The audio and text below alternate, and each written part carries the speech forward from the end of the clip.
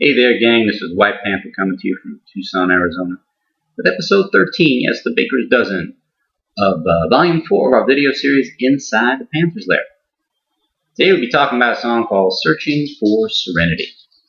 Wrote this particular song on the way back from work, in the car. Typically on the road about an hour, hour and a half a day, going in and out of the office when I'm not working from home. And this song, at least the beginning of this song, was particularly frustrating. The song started off as a ballad. The moon was actually out during the day. I know it can happen. But I happen to notice that as I'm looking off to the horizon, the moon is basically just almost like it's sitting on the mountaintops off in the distance. And I wrote this sweet little ballad, and I'm singing it in my head, and I'm getting ready to lay it down. I usually bust out. Still have my BlackBerry. I mean, this was pre-iPhone. And I'm about to lay it down, and I get a phone call from work. So I'm on the phone probably 20 minutes, half hour. I'm halfway home at this point. And I then bust out the BlackBerry to try to lay down an a cappella vocal so I could bring it home, polish it off, and just preserve the melody.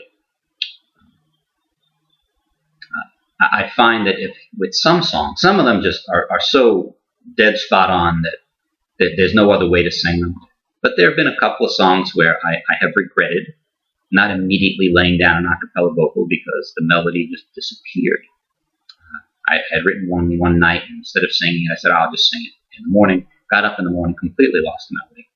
Fortunately, they did come back to me, but I was a little worried for a while because no matter how I tried to sing it, it didn't quite sound right. Kind of sort of started happening with this song too. Again, I had started it off as a ballad, and then couldn't get the melody, so I just started repeating the words, hoping that, as happens a lot when I'm writing music, that the words themselves pick up a meter, a certain rhythm to them, and then the melody just follows. Well, for some reason, after getting off that call from work, the beautiful little ballad that I had started writing started coming out a little rock and roll. Good solid country rock, and it kind of started developing well, there's no other way to say this. When you listen to the song, especially when the tempo changes, and I'll come back and explain about the tempo change.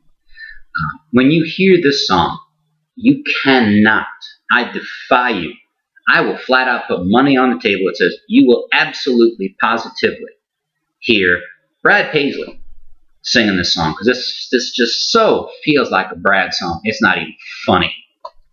But the rock and roll version, or the country rock version, came out, and then all of a sudden, when Brad's name popped into my head and I can hear him singing it, it changed up just a little bit.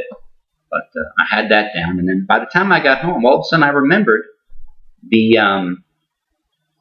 ballad version. And there was one song, you recall, "Stay," where I did the original acoustic version, how I originally heard the song in my head, and then the slightly funked up version. I really didn't want to do two different versions of this song, so I thought, wow, how about we take the first verse, start it off nice and slow, as the ballad it was originally intended to be, and then my little interruption with my phone call, we'll just do a transition, a couple of snare hits, bang, bang, bang, bang, bang, and kick in and Brad it up, for lack of a better description. And that's exactly what we did. We just repeat the first verse, first as a ballad, and then we kick it up. I was trying to explain the overall feel to George of what I was shooting for.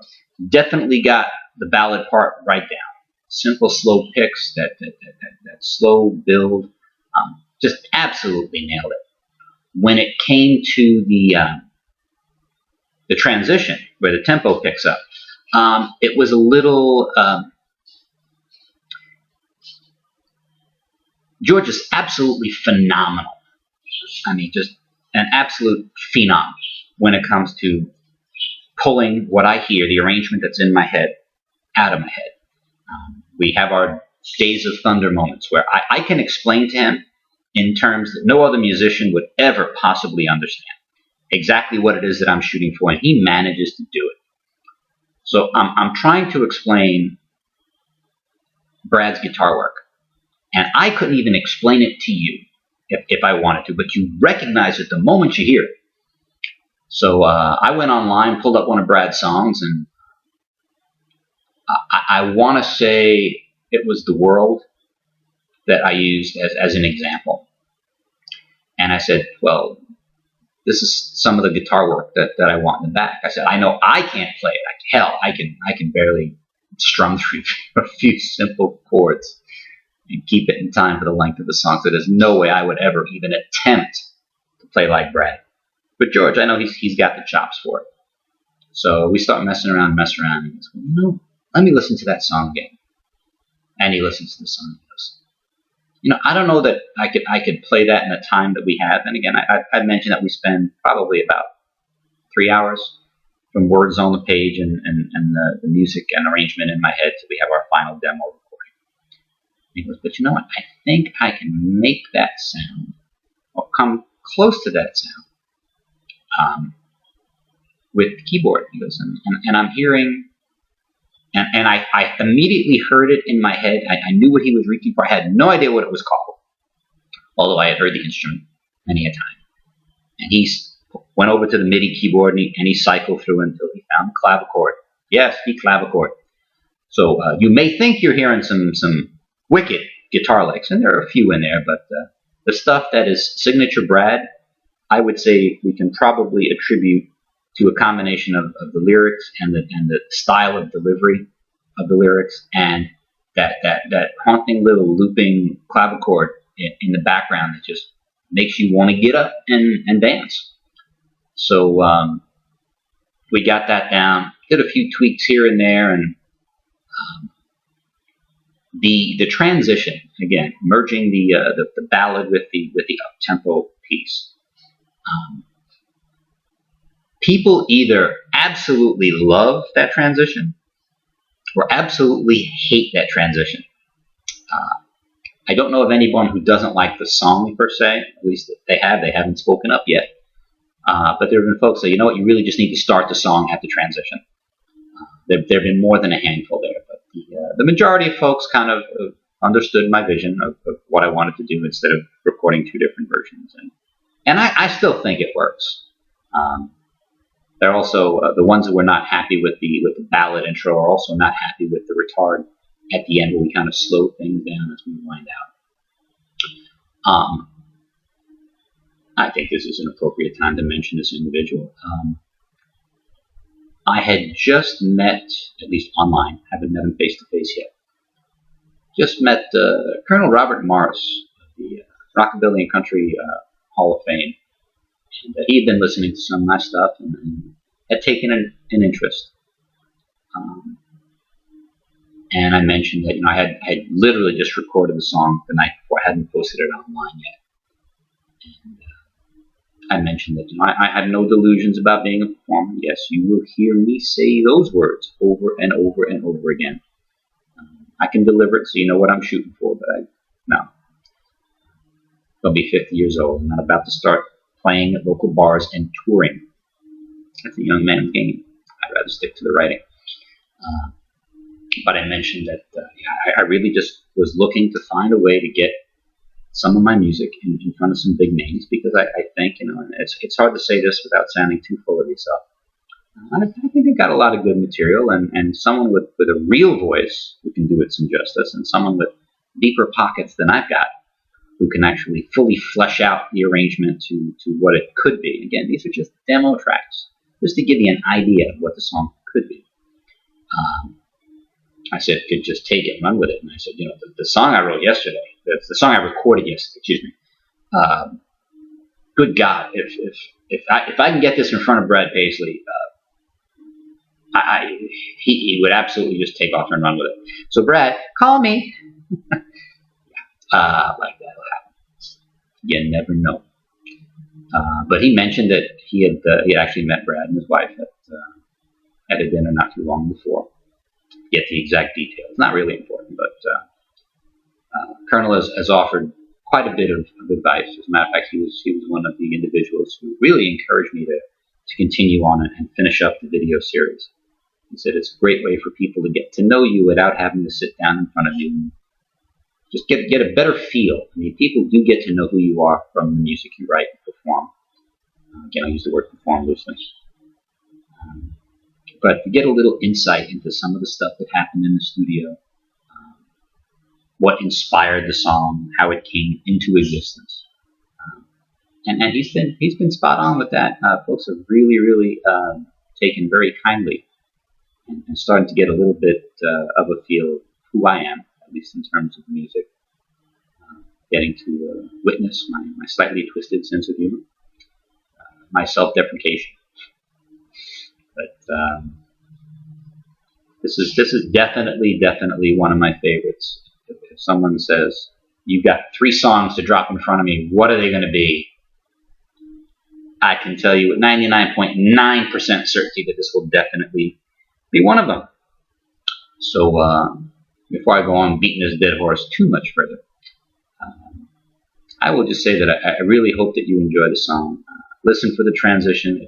It's crystal clear.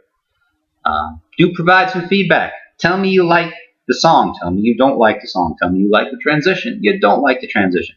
Again, I say this all the time that we will never get any better at what we do if we don't listen to what the fans have to say. They're the ones who are listening. Got to give them what they want, and somehow at the same time stay true to who you are and your process. Different for everybody. I know that this cowboy has been loving the ride. 650 some odd songs, and I don't see any end in sight. I'll just keep cranking them out and recording them as I can. Hope you guys are enjoying them too. So, without further ado, this is White Panther, as always, asking you to keep music in your hearts. May God bless you, and I hope you enjoy Searching for Serenity.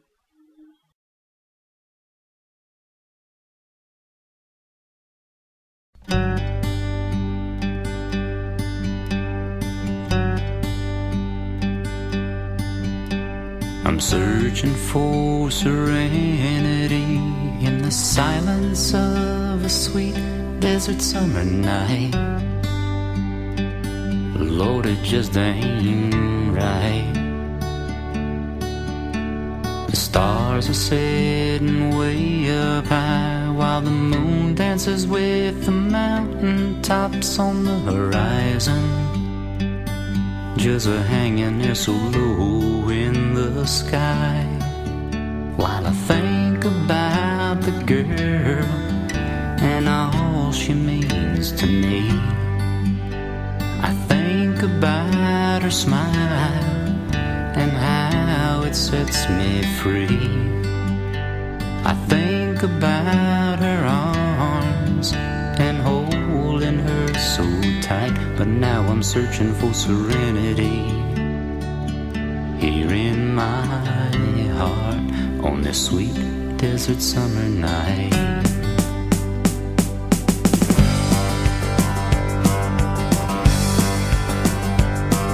I'm searching for serenity in the silence of a sweet desert summer night. Lord, it just ain't right. The stars are sitting way up high while the moon dances with the mountain tops on the horizon. Just a hanging is low in the sky, while I think about the girl and all she means to me. I think about her smile and how it sets me free. I think about her arms and holding her so tight. But now I'm searching for serenity right here on the sweet desert summer night.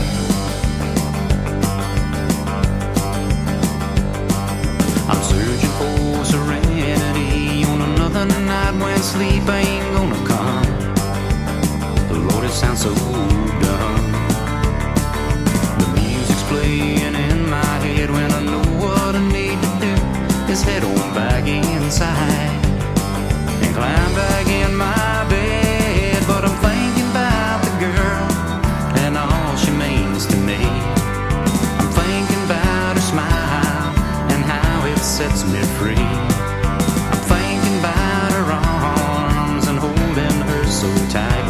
searching for serenity right here on the sweet desert summer night. I've searched and searched and searched my whole life through, but I could never find it, girl, till the day that I find you. That's why I'm thinking about you, girl, and all you mean to me. I'm thinking about your smile and how it sets me free.